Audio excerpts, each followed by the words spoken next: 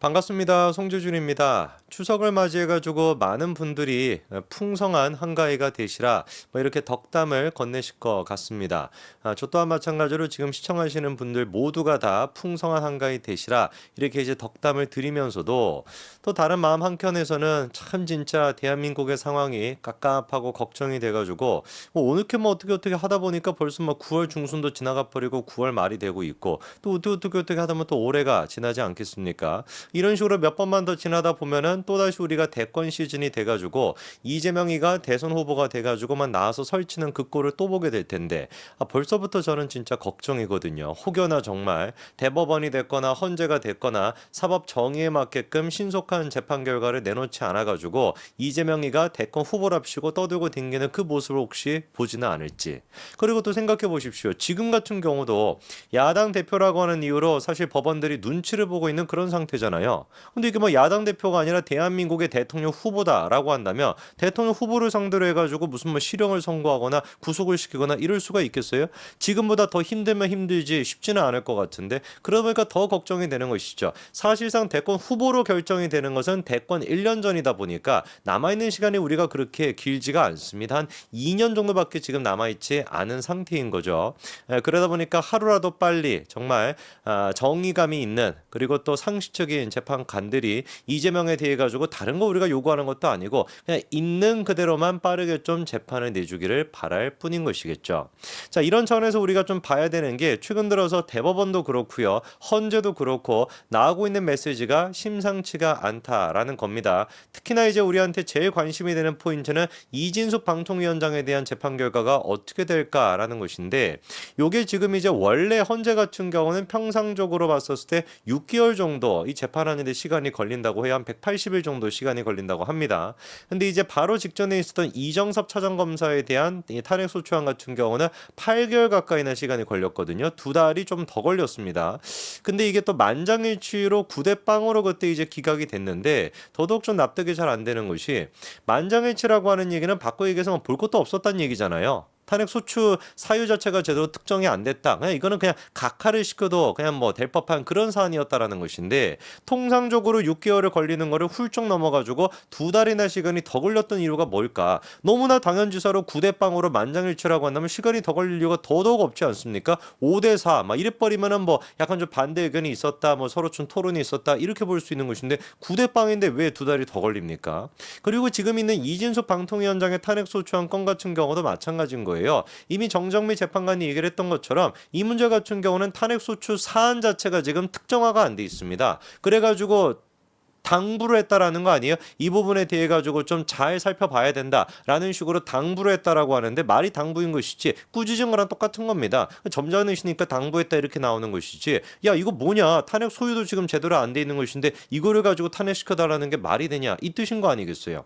근데 거기서 또 구체화가 될 수가 없습니다. 방통위에서 뭔가 자료를 줘야 되는데 자료를 주려면은 그 자료가 어떻게 됩니까? 회의를 통해 가지고 의결이 돼야 자료가 공개가 되는 것인데 방통위원장을 갖다가 지금 직무정지를 시켜놔가지고 김태규 한 명밖에 없는데 한 명에서 어떻게 회의를 할 수가 있냐고요. 이거는 법적으로도 안 되는 거거든요. 두 명은 법적으로 된다라고 해도 그러다 보니까 이 이진숙 방통위원장의 케이스도 민주당 쪽에서 더 추가적으로 탄핵 사유를 낼 수 있는 게 없다. 구체적으로 낼 수 있는 게 없기 때문에 100% 9대 0이 나올 수밖에 없고 그런데 문제가 이제 뭐냐 이 9대 0의 결과를 갖다가 도대체 언제 내놓을 것이냐 이게 포인트가 되는 겁니다. 여기서 우리가 주목해봐야 되는 게 10월 19일 그 정도 전까지 이 결과가 나와줘야 된다. 한 달 내로 헌재에서 뭔가 이준수 방통위원장에 대해서 각하를 할 것인지 기각을 할 것인지 이거에 대한 어떤 결과가 나오는 것이 제가 봤을 땐 굉장히 중요합니다. 그 이유가 무엇인지 제가 좀 천천히 말씀을 드리겠습니다.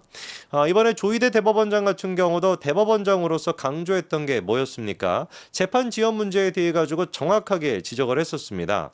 우리가 국민이 부여한 사명을 완수하기 위해 할 수 수 있는 것은 신속하고 공정한 재판이다. 신속한 재판에 대한 국민들의 기대가 그 어느 때보다 높은 상황에서 법원 구성원들이 심기일전의 업무를 성실히 수행한 덕분에 긍정적인 변화의 조짐이 조금씩 나타나고 있다. 누가 듣든지 간에 이거는 누구한테 하는 얘기입니까? 재명이한테 하고 있는 얘기 아닙니까? 그 어느 때보다도 신속한 재판에 대한 기대가 높다. 당연히 이재명에 대한 얘기인 것이죠. 그렇죠? 그래서 신속하게 그리고 또 빠르게 공정하게 재판 결과를 내야 된다라고 강조를 하셨고, 그것뿐만 아니라 뭐 개딸들이나 지금 민주당에서 맨날 사법부를 가지고만 난리를 치지 않습니까? 그 부분에 대해서도 권력이나 여론의 압력에 흔들리지 않는 불효불굴의 정신이 함께 있어야 된다.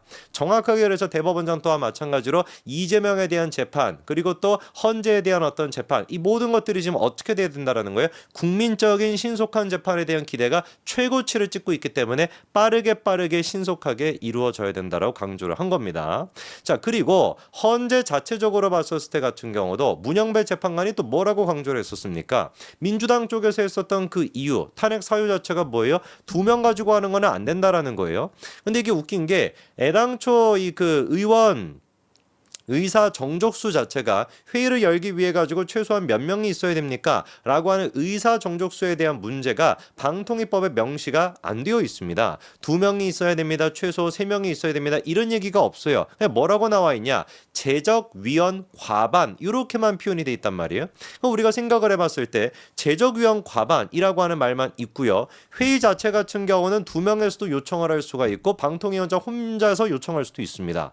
그렇게 법이 돼 있단 말이에요. 2명에서 회의를 요청할 수 있도록. 그리고 재적위원회 과반이라고 했으니까 2명에서 만약에 회의를 요청했다라고 한다면 2명의 과반이면 몇 명이면 되는 거예요? 2명이 다 찬성하면 되는 것이죠. 그게 지금 이제 이진수 방통위원장에 대한 대통령실이나 우리가 갖고 있는 생각인 것이고, 민주당 쪽에서 주장하는 건 뭐냐? 애당초 재적위원이 중요한 게 아니라 전체 위원수 자체가 5명 아니냐? 5명의 과반이라고 한다면 최소한 어떤 3명이 돼야지 이게 과반이라는 뜻이 되는 것이지 2명 가지고 한 것은 불법이야. 그러니까 이게 우기는 것밖에 안 되는 겁니다.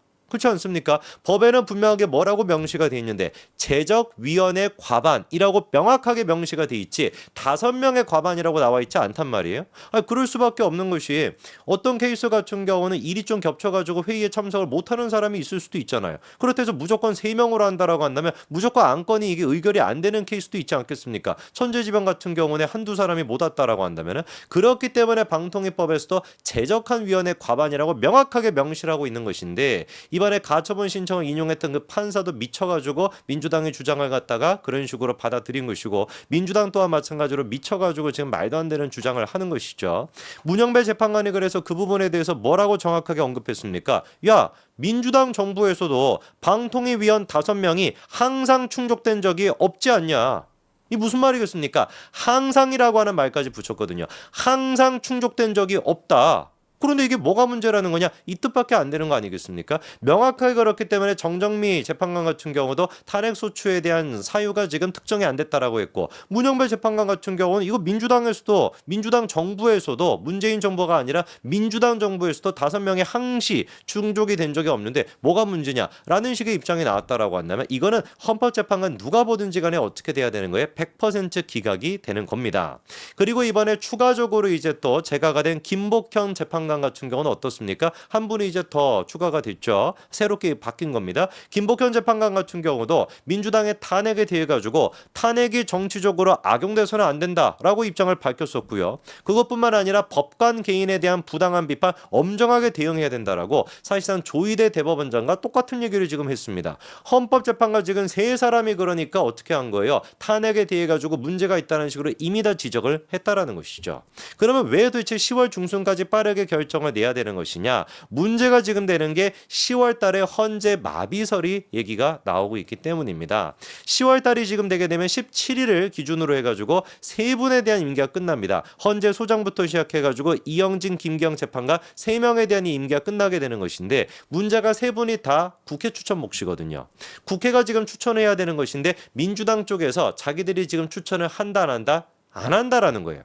헌재 같은 경우는 최소한 회의가 열리기 위해서는 7명이 있어야 됩니다. 최소 정족수가 7명이거든요. 9명 가운데 7명이 있어야지 이거를 의결할 수가 있는 것인데, 만약에 민주당 쪽에서 국회 몫을 갖다가 3명을 갖다가 이게 추천이 안 된다, 임명이 안 된다라고 한다면 어떻게 되겠습니까? 헌재가 6명밖에 남지 않아가지고 사실상 회의 자체를 이 헌법재판소의 역할 자체가 마비가 될 수도 있다라는 거예요. 벌써부터 나오는 그래서 전문가들의 얘기가 무엇이냐면은 애당초 민주당 같은 경우는 자기들이 발의했던 탄핵 소추안이 헌재에서 각하 또는 기각될 가능성이 높으니까 차라리 헌재 기능을 무능력화시키는 무력화시키는 거를 노릴 수도 있다는 지적이 나오고 있습니다. 이거를 지금 헌재 재판관분들이 명확하게 인식을 하고 있어야 되는 겁니다. 진보냐 보수냐 우파냐 좌파냐 이 차원의 문제가 아니라 대한민국의 기관에 대한 얘기인 거, 이 완전히 근본에 대한 지금 얘기를 하고 있는 거 아니겠습니까?